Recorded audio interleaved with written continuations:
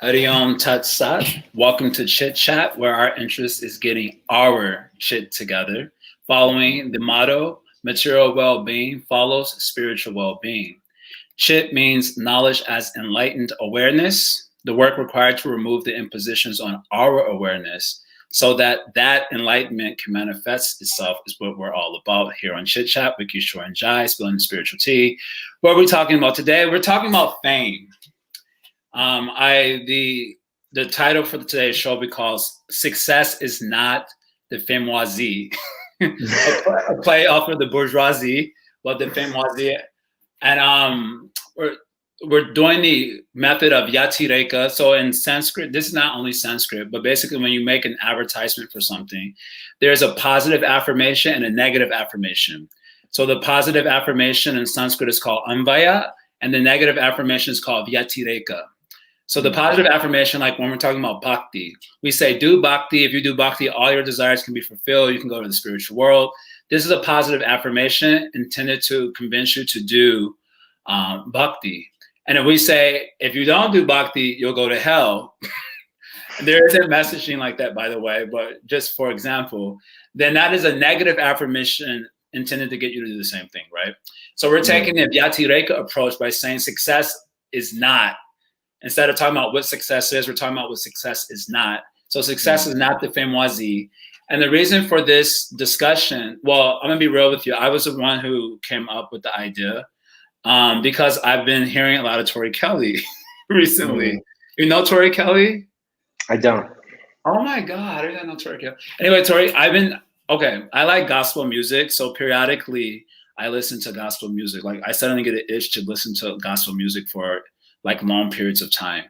And I came across Tori Kelly singing a lot of gospel music, and whoo, she can sing. She can really sing. I sent that video over to you and Genevieve with her and John Baptiste or whatever his name is. Playing the piano. I saw that. Yeah. Beautiful, right? Yeah, I saw that. She was.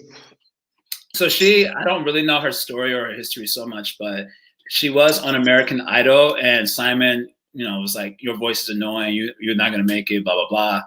And she kind of took to YouTube after that, and she blew up on YouTube and then started getting little gigs and so on.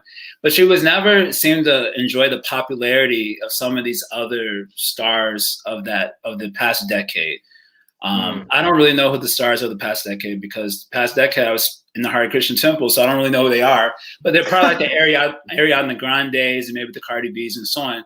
She didn't seem to enjoy the same extent of fame as these persons. So one of the most prominent comments that I would see on her videos as I was listening to gospel music, but I got into a little bit of a hole. Let me see what else she's doing out there.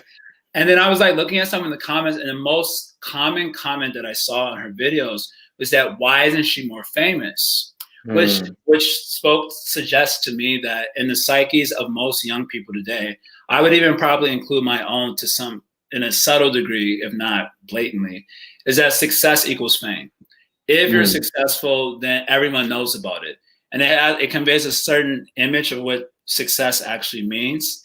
And if you don't have that level of fame, then you're not successful. So success basically means being able to enter into this Fameoisie class. It's like a class of its own, like the bourgeoisies I can imagine of the past. It's become like a class of its own. There's like the rich class. Like you can be famous without being rich, because you can be an influencer that doesn't have money.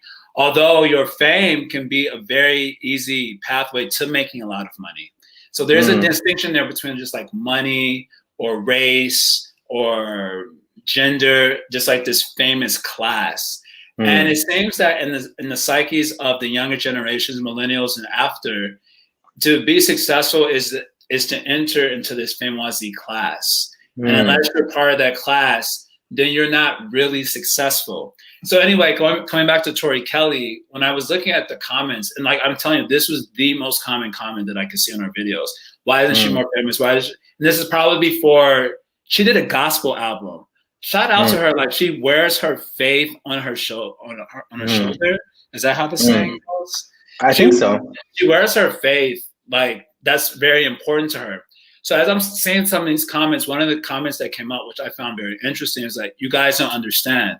The industry has reached out to her repeatedly, but because she's not willing to sell her, soul for some fame, and because religion is very important for her, she's not, blowing up in the same way that some of these other persons who may be willing to do that is blowing up. And then this commenter says she's even written a song about it called "Unbelievable Smile," which I heard that song. I wonder if there's a way we can like share videos on here in the future. Anyway, so I heard that "Unbelievable" song, and that was really good. She's like, it sounds like she's kind of calling out this in the music industry and their dealings with her. It's sort of autobiographical in nature.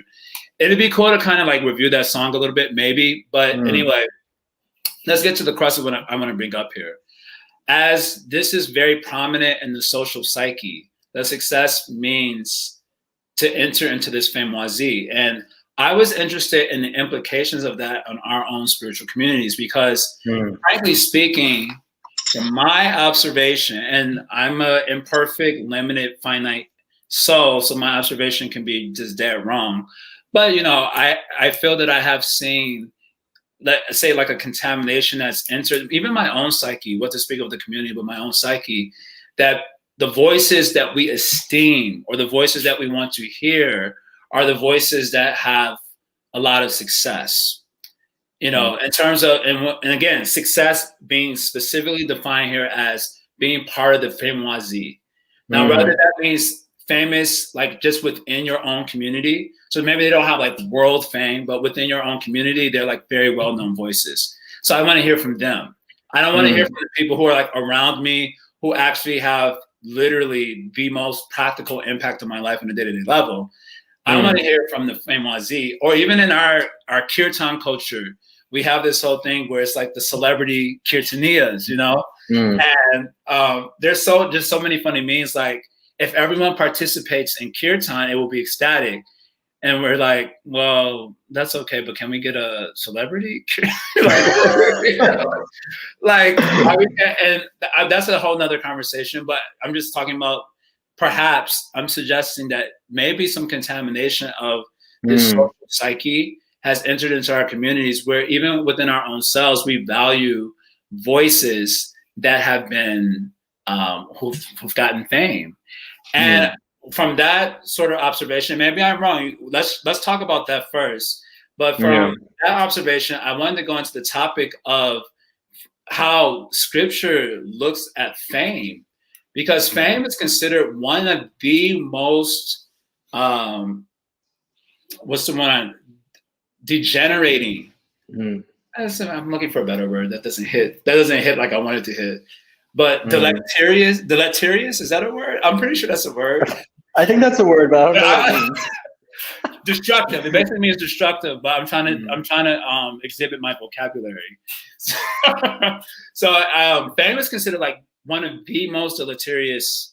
I'm probably saying that wrong. I know it's a word, but I'm probably not pronouncing it right.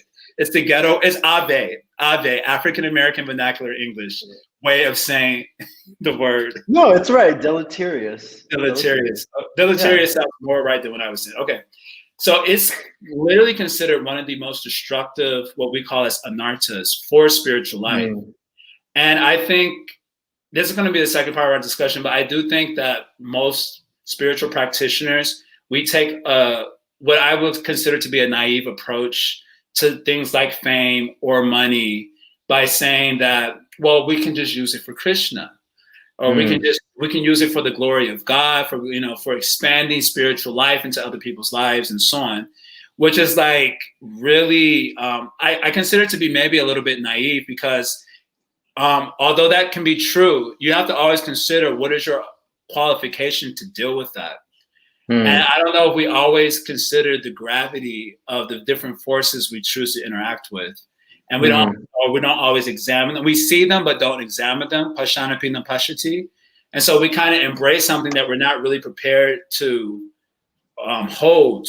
And it becomes a burden on the progress of our spiritual life. So this is the direction I'm thinking to go with this particular topic. But first, let's talk about this. Do you think the desire for fame has contaminated, or is contaminating to some degree, even if small, your own consciousness? And do you feel that you observe that in devotional communities? Like, people finding importance based on the level of fame that you have? Yes, the answer is yes. I'm gonna try. You said a lot. Sorry. And no, it's fine. It's so many wonderful points, and I was just like making bookmarks in my mind of the points that I wanted to go back to, because I am a little jet lagged right now, so I'm doing the best that I can. But one of the big things that you said around, you know, Tori Kelly and staying kind of true to her beliefs, and she has a very deep relationship with God and her religion, and not wanting to basically sell out. Right. And I think that when you were speaking about kind of musician and like that, musicians in general, and also you had sent that video to myself and Johnny, and also, and we were talking about Jean Baptiste and how he's doing these kinds of like song protest things. And what really got me thinking, and just hearing you speak really got me thinking about like the role of the musician or the role of the artist. And that might be a conversation for later, but I thought that that would be important to highlight right now, because fame, you know, success is not being part of the Fameoisie, even though that's what people think it is. But I also think that it's really interesting to kind of like look at what modern fame looks like, because it's a very specific taste to it. You know, it's a very specific like flavor that is very I can't think of a word, but it's very unique to our current times. And the reason I bring this up is because even as early as like even as not as early as like the 1920s, 1930s, artists, like their role in society was very much to like speak up and speak out, you know, not necessarily just be kind of like another cog in the machine, like, you know, shaking your butt like Cardi B or like whatever. Like that wasn't necessarily the role. And I'm thinking specifically, I'm not thinking about like, I don't really know that many United States examples, because I'm not so versed on American music, even though I'm American. But in Latin America and in Spain, there was like a whole group of artists that were basically like, you know, going against these dictators. And this wasn't like you know, I feel like a lot of the current social movements, that's why I have a little bit of indifference to them. Like I feel like a lot of them are just like, when you look at what was going on in these kinds of countries where it was like dictators and coups d'etats and this kind of stuff, I'm like, okay, like, yes, that's some real problems. Not to say that anyone else's problems aren't real. I don't want to get into that sticky area. But the point that I'm making is that there's even a specific word in Spanish that's called canta autor, which means like you're a singer author, like a singer songwriter person. And like their whole thing was that they would write this kind of like revolutionary poetry. Like it was poetry. What they were singing was poetry. And it was really part of like being with the people, you know, and making these protests of art and love in the streets against the dictators. And I look at something like that, you know, or like what you had sent, you know, Jean Baptiste, people that, you know, there are people nowadays who are trying to do those kinds of things, but it's very few and far between. So you look at something like that, and then you look at like fame and like what fame means and what having fame means in our current society. It's like diametrically opposed, you know, they're like completely on the other end of the spectrum. Because fame, and the reason I'm bringing this up is because currently fame means like really reaching out to the, you know, widest, biggest denominator, which means that to a certain extent you can't like be this like niche, you know, thing. You have to kind of like be able to speak that language, you know. And I feel like it's very difficult to do that in a way that, one, you're in that music industry, and two, where you retain authenticity, you know, because essentially there's powers that be. I mean, I don't know any of the what's it called, specifics of stars, you know, stars experiences, but there are powers that be, you know. I mean, Lauryn Hill is a great example. There are powers that be that try to basically like take what you're doing and try to like mass produce it, essentially. And obviously when something is going to get mass produced, it's going to lose some of its authenticity. And this is I wanted to make this point because I feel like when that kind of fame, like this fame, mass produced, reaching out to the lowest common denominator, like that kind of fame that we're seeing nowadays, that's the predominant version of fame.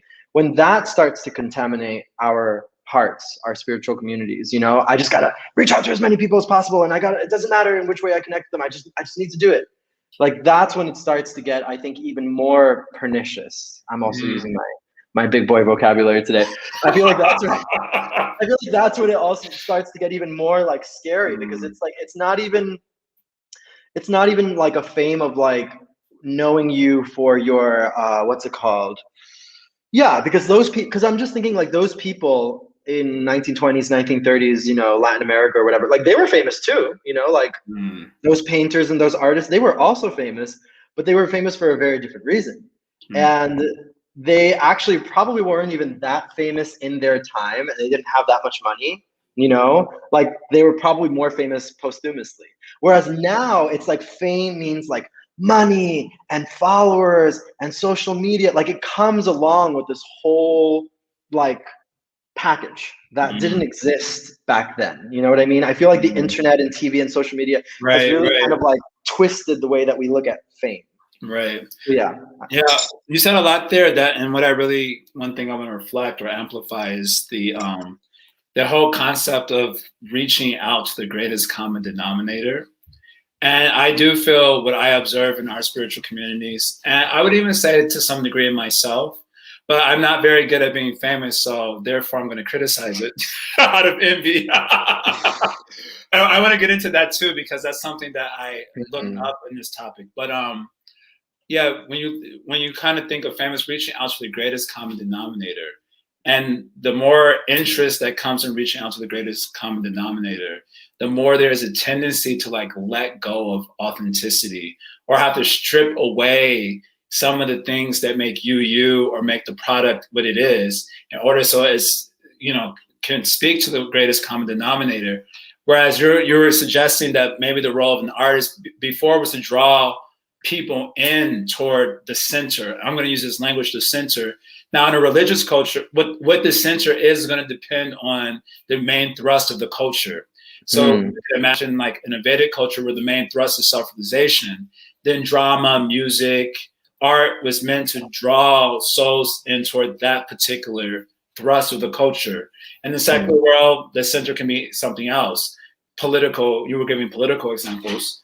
But the idea is that it's not just about reaching out to the greatest common denominator as the primary focus, but being used as an instrument to draw souls in toward the center. Now, where it gets, as you say, I forget, subtle, or I think where blind spots can come up is that I can tell myself the story that that's what I'm doing when the interest is actually for fame. But the interest for fame, especially in religious communities, I don't think it really manifests itself overtly in the conscious. Where you think like, I want to be famous, like that would be really easy, and like you could kind of like adjust yourself accordingly. But it manifests itself in the subconscious areas, so it kind of stays hidden. And so you're able to tell, the ego at least is able to create this story that my main interest or my primary interest is drawing people toward the center, whether that's God or, you know, helping them manifest their highest potential, or whatever language we're using for that, but draw them towards the center, where underneath the surface is this nasty desire for fame. And I'm going to get into that part because this is something that comes up a lot in our spiritual literatures. I don't think fame is okay. There's a book by one of the spiritual preceptors in our line, Raghunath Das Goswami, called Mana Shiksha. I don't know if you ever heard of that book. Mana Shiksha means instructions to the mind. And he basically gives about, I think it's 11 instructions to the mind. And in the instructions, he's in the course or the development of the verses, it's poetry. He speaks about the different sort of, what's a good word for anartas? Demons? He speaks about the various inner demons that, you know, grab hold of our hearts viciously.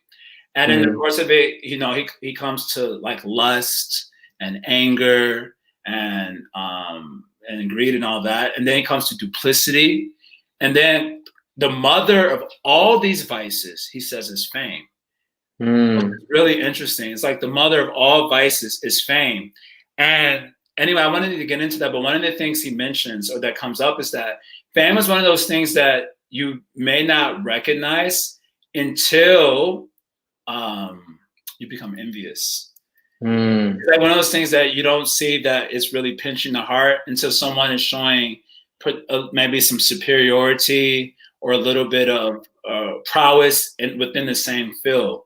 And then all of a sudden you feel your heart feels hurt by that, or at the very least not happy by that. And then you can understand that, okay, there's some fame some desire for fame or prestige or recognition or honors actually grip the heart. And that's why I'm feeling pain to see someone else flourish. So I wanted to get into that, but I want to get into it by sharing maybe any personal stories on that. Like for me, I'll never forget this. I may have shared this one time. This is embarrassing.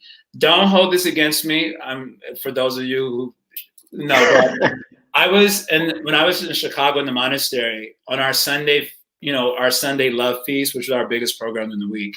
At the end of the program, we would have kirtan for 2 hours, and everyone had like a half-hour slot. And the last half-hour slot was like the most banging slot because everyone's already eating prasadam. They all come in for that last half-hour slot, and I was usually the one singing that last half-hour slot for like a couple of years at least. So I was kind of like, I was the star of the show. And I owned it, very happily. So I have a very distinct memory where a young friend of mine, practically like a brother, he was leading kirtan, and his kirtan was fire. It was so good. And I was also enjoying the kirtan. I thought it was beautiful. I thought it was wonderful. I was clapping and cheering and all these things. And then suddenly the time was coming. 7:30 was that last slot. So he was singing from 7 to 7:30. But his kirtan started ramping up at like 7:25. So I was like, why is he ramping it up? I just had to like bring it down so I could switch over. Starts ramping up the kirtan like anything. And then the kirtan just starts to like take off from 7:25. So I'm thinking, okay, I'll let him go on a little bit over the time. It's all right, there's no problem. He can go on a little bit over. He'll probably stop at like 7:35. So I still got 25 minutes. It's cool. 7:35 comes out, the kirtan ramping up. So I'm like burning. I'm like burning inside. Like, why isn't he stopping? And this is the person that's my friend. He's like my brother. I like care for him. I'm burning inside. 7:40, 7:45. I'm like, he ain't gonna stop. He really ain't gonna stop. And I was so burning with envy internally that I literally had to hold my head down because I didn't want anyone to see that I had envy face.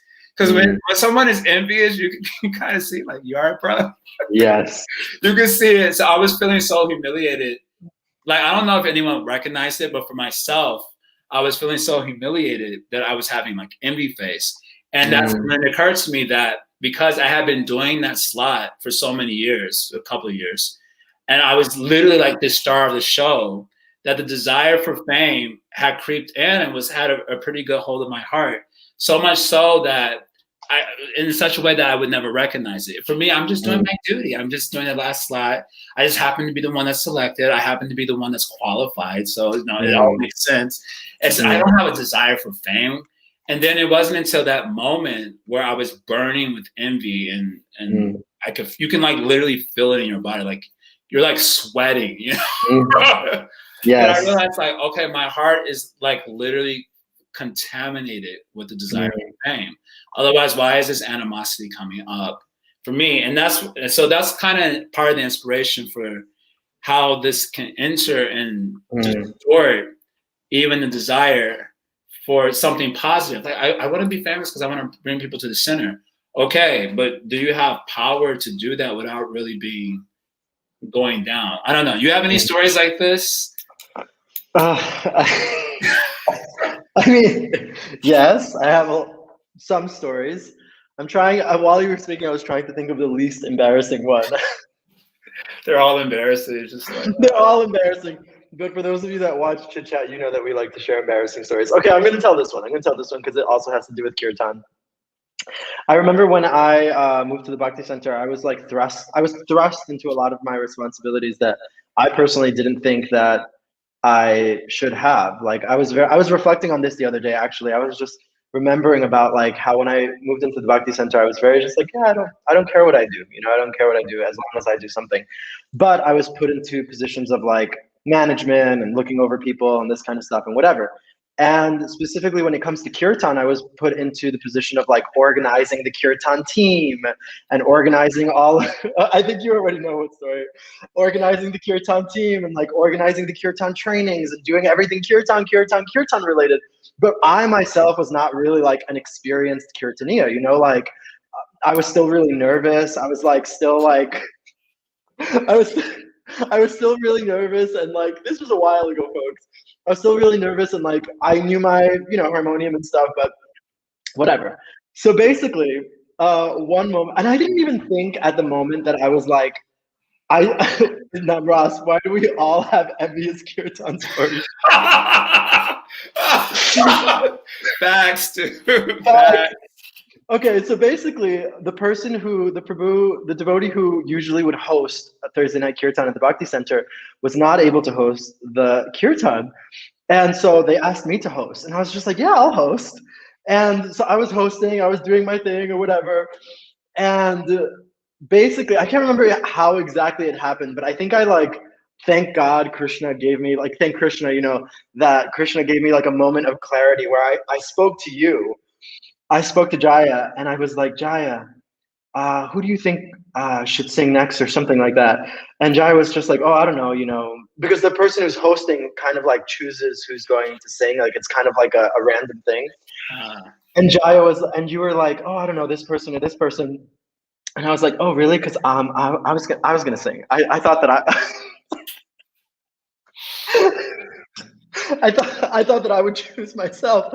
And you were like, bro, oh my God, no, don't commit that blunder. Like that'll look so ridiculous if you just go up there and you're just like, so did you like that last kirtan, everyone? Okay, now it's my turn, And it was so funny because in the moment, so embarrassing.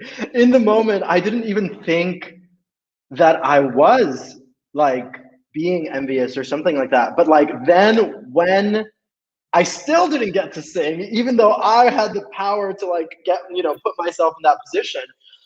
After that night, I was just like burning. I was just like burning. I could feel it. I was like, why can't I sing? I was just like in my room in a corner, just like heat, like emanating from my body. And I realized like, wow, like so much of that envy, and more than envy, that like what we're talking about today, that desire to be seen, that desire to have prestige in the community, that desire to like be somebody, and to have others see you in a specific light, I think is so interesting and detrimental sometimes, unfortunately. Yeah, well, detrimental indeed. There's this teaching. I wanted to get into some teachings from our predecessors on this particular topic. Just some short ones here.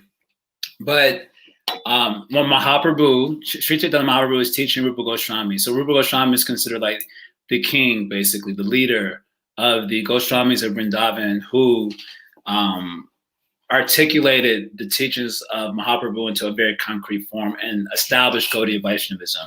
The Goswamis of Vrindavan are like the founding acharyas of Gaudiya Vaishnavism. And Rupa Goswami is the leader of them. So he learns the Bhakti Rasamrita Sindhu from Mahaprabhu in 10 days of Dashrameta Ghat. When Mahaprabhu is teaching him, he talks about how the jiva gets bhakti in his life. And he describes it as getting a seed, a devotional creeper, a bhakti lata bija. And then the seed blossoms. And on this seed represents a devotional consciousness. That's what the seed represents. So it's subjective in nature. So this seed of devotional consciousness, it starts to grow. And it grows past the material world, and it grows past the spiritual domain, which means that the interest for matter is overcome, the interest and preoccupation with liberation is overcome, and it enters into the spiritual planets. And it doesn't even stop there. It goes all the way up to the topmost spiritual planet of Krishna Loka, and it takes shelter at the lotus feet of Krishna. And then it begins to produce fruits. So in order for this seed of expanding consciousness of Krishna to blossom, you have to water it. So you water it with the water of hearing and chanting, doing kirtan about Krishna, Shravan Kirtan. And you have to protect the seed with a fence on all sides. And that protection is the association of sajatiya sadhus, like-minded sadhus. That way you can be protected from committing offenses and so on. So after talking about this, he says that there are weeds that grow up simultaneously with the creeper. And he says, in some cases, you cannot distinguish the weed from the bhakti creeper, which I thought was a very interesting point in terms of when we say these things are like subtle and they don't always present themselves overtly in consciousness. And so even Sri Chaitanya Mahaprabhu was giving some idea of that, saying that these weeds, which actually will crush the creeper, look like the creeper. And so if you don't have sufficient subtle intelligence, you'll not be able to make that distinction between the two. And your bhakti will be, your devotional awareness will be, you know, curtailed by these weeds. So he gives he doesn't give long, he gives a little list of these weeds. Nishadachar means like bad behavior. So we're not gonna talk about that today. Jiva Himsa means violence towards other living entities. And then he talks about Labha, Puja, and Pratishtha. Kutinati means duplicity or diplomacy. And then Labha, Puja, and Pratishtha. So Labha means the desire for like profit, material profit. Puja means the desire for worship. And Pratishtha means the desire for recognition. And of all of these weeds, the worst of them all, according to commentators, is Pratishtha. So I wanted to read a verse about this Pratishtha from Raghunath Das Goswami and one of the other founding acharyas of Gaudiya Vaishnavas. Can I share that? This is an interesting verse. Don't mind the analogy, but I'm just going to read the English here. Oh mine, the shameless dog-eating woman of the desire for prestige, distinction, and position is dancing in my heart. How can beautiful and pure sadhu prema, divine love, ever touch it then? He gives a solution for this, but I'm going to just look at this first part real quick. So the dog-eating lady, basically, it means like a prostitute. She's dancing in the heart. You know, she's twerking. That's a contemporary reading of the verse. Twerking in the heart. Oh God, that's terrible. We probably should have said that anyway. So she's doing a number in the heart, and in the commentaries it mentioned she has a husband, and her husband, when she's dancing in that place, her husband comes to see her, and that husband is Matsarya, it's envy, and that husband places in her. This is coming in one commentary I was reading on this. That husband places in his wife, Pratishtha, the desire for fame, his seed. And that seed is himsa, violence, and asuya, slander. Because when you're envious, and the definition of envy given by predecessors is the inability to tolerate the superiority or the value of another. Inability to tolerate that is called envy. And so that envy places in his wife the desire for recognition or fame, his seed of slander, asuya, and himsa, violence. And therefore the culture of fame, or the Fameoisie, the use of language for today, for the title of the show, leads to a culture of great cruelty toward one another, violence and slander, which when you look at the heart of what goes off as culture today, this is at the heart of it. Violence and slander. And it seems that the culture of fame is one of the main contributing factors to all these sorts of forces coming up, per this commentary of this particular acharya on this particular verse. What are you hearing when you hear all of this? I mean, I've heard a lot of this stuff before, and it really makes me think of who, you know, the first thing that kind of came to my mind is association. Like, what does the gate around the seat of my Bhaktilata Bij look like, first of all?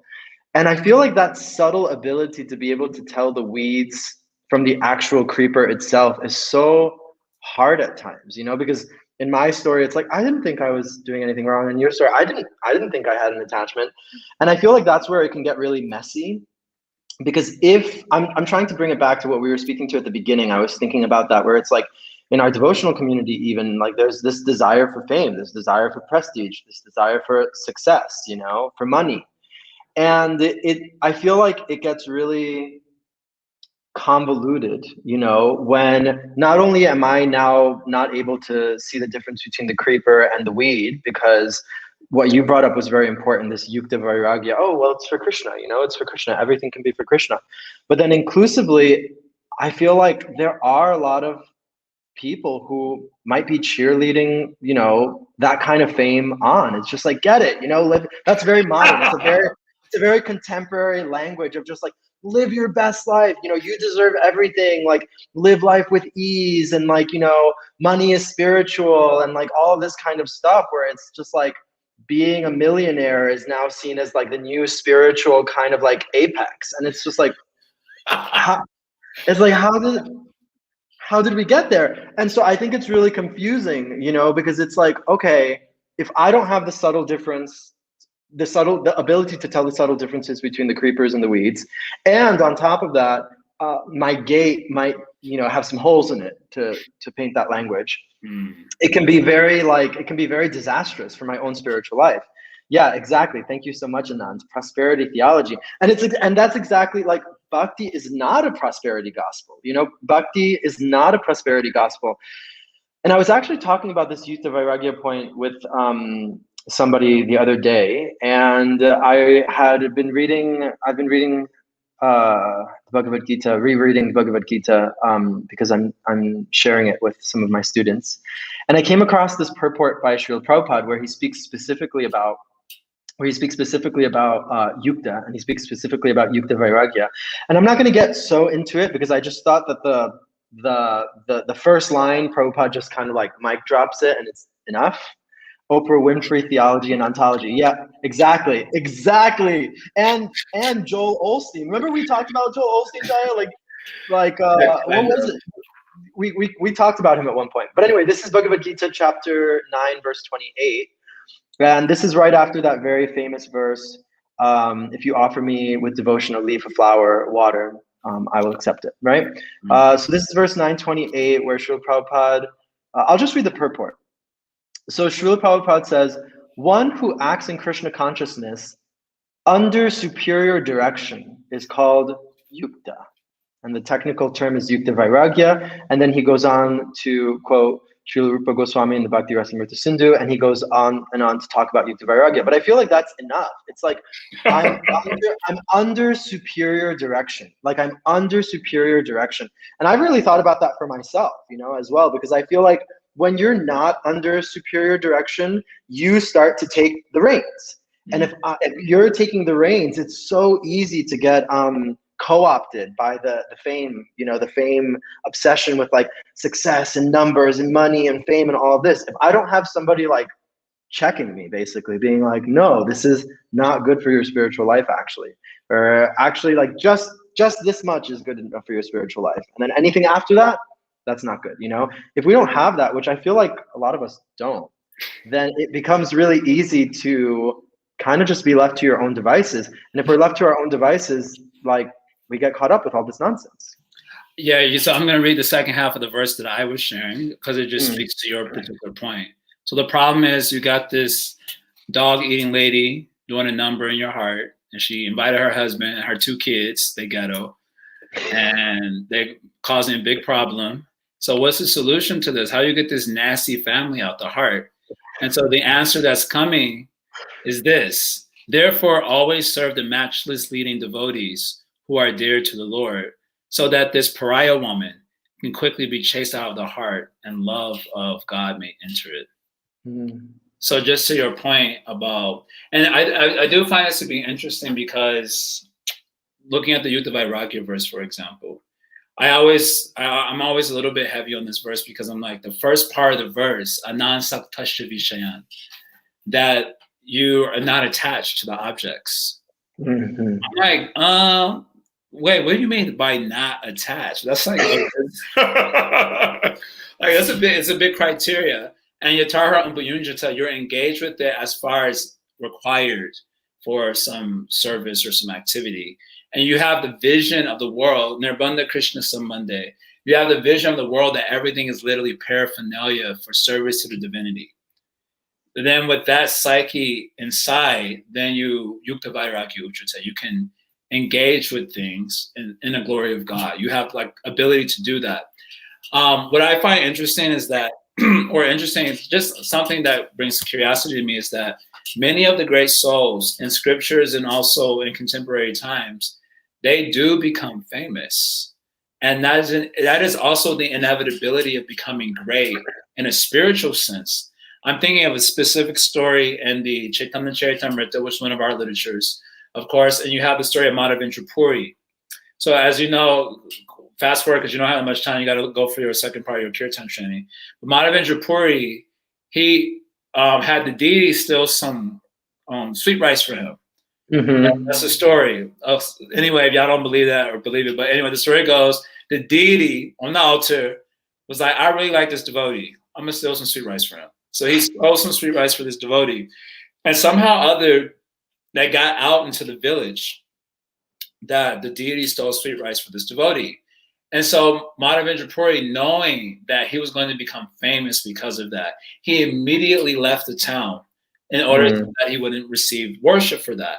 But when he got to the next town, it had already spread that the deity had stole sweet rice for him. So when he got to the next place, they were like, "Oh, you Madhavendra Puri? Hey, yo, Madhavendra Puri is here." Yeah.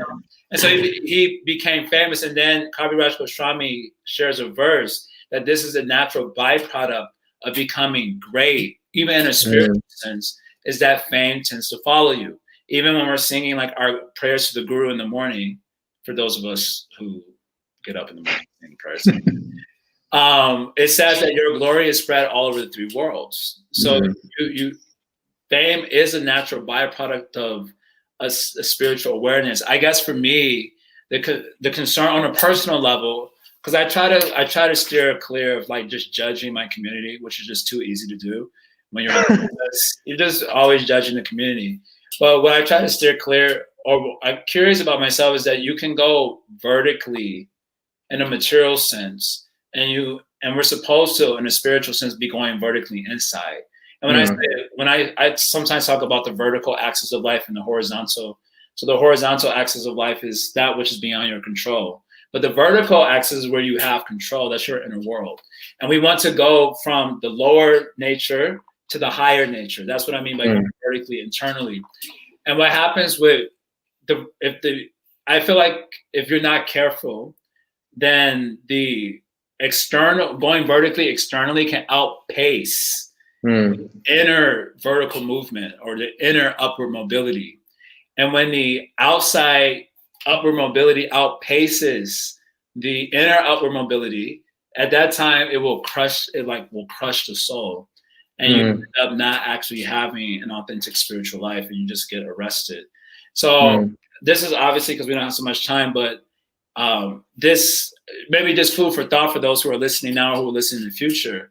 When dealing with this subject matter, it seems like you have to be very attentive to make sure that your inner mobility is kind of keeping the lead in the race, so to speak, and not allowing the outward success to outpace the inward mobility. Or at least if you're by chance, you may got that karma or that shakti where that's happening very rapidly, then keeping yourself in good company in order to see it that you don't enter into like a Fameoisie and just become like a person that's even unknown to yourself.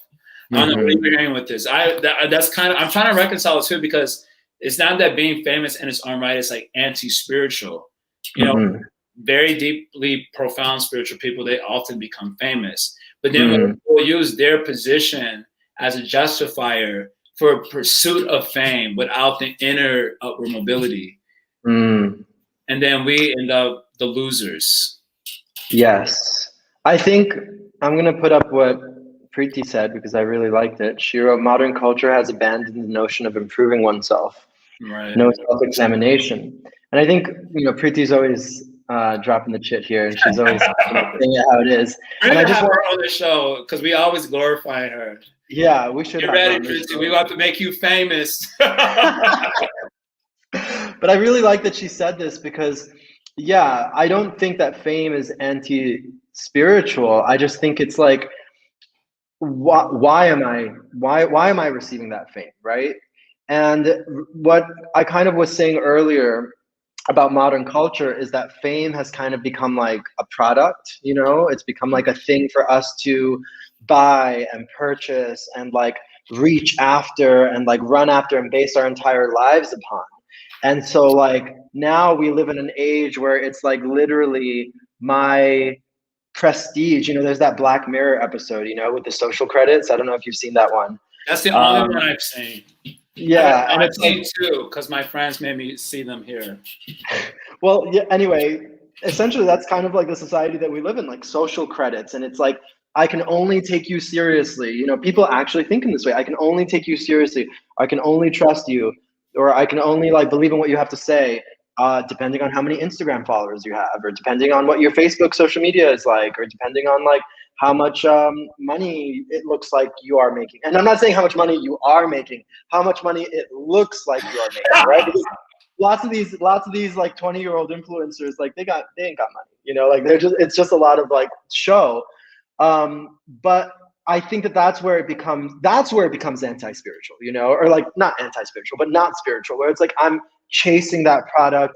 That thing becomes kind of like the what's it called? My purpose. It becomes my purpose of life. Whereas when we look at the great saints in our tradition, where we look at lots of artists from the past, or poets, or you know, these kind of people, it's like their fame preceded them because of their greatness, not because they were chasing for fame, not because they were like, I need to be famous, I need to be successful, I need to prove something.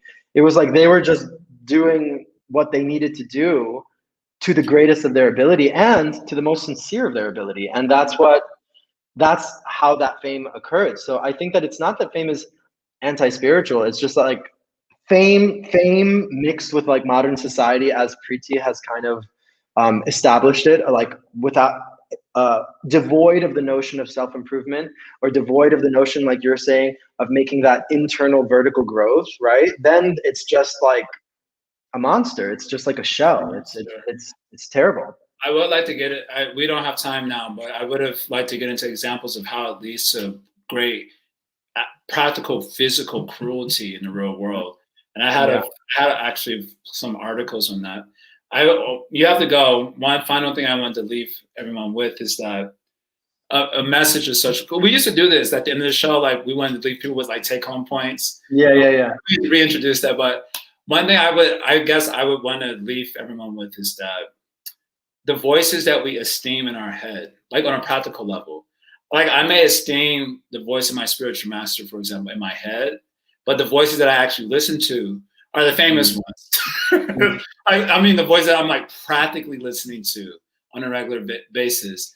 I guess the message would be caution about, are we esteeming voices in our head because of what they have to offer, or because they're famous?